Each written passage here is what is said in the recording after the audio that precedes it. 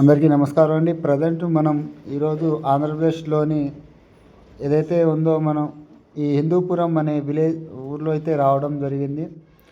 So ప్రధానంగా ఇటేపు మిర్చి సాగు ఏ విధంగా ఉంది, పత్తి సాగు అదేవిధంగా ఈ తుఫాను ఎఫెక్ట్ తోటి మనకు మిర్చి విస్తీర్ణం మీద ఎలాంటి ప్రభావం చూపిందనేసి మీకు ఈ వీడియో రూపంలో మీకు అందించే అవకాశం ఉన్నది.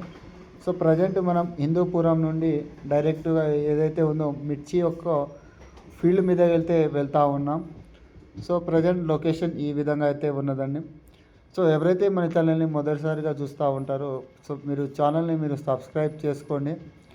సో ప్రజెంట్ ఈ విధంగా అయితే ఈ హిందూపురంలో ఏరియాలో మిరప సాగు చేస్తూ ఉన్నారు.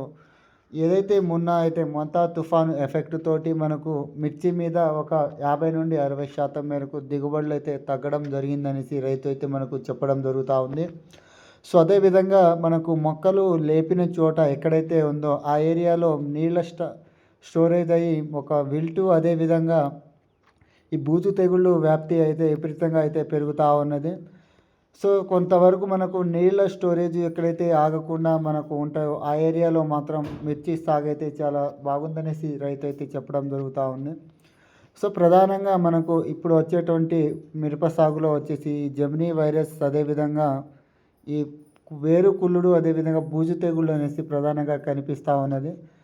సో రైతుకు వచ్చేసి ఇప్పుడు ప్రజెంట్ ఎలాంటి క్రాప్ అయితే మనకు రాలేదు. సో ఇంకా మనకు ఈ తుఫాను ఎఫెక్ట్ తగ్గితే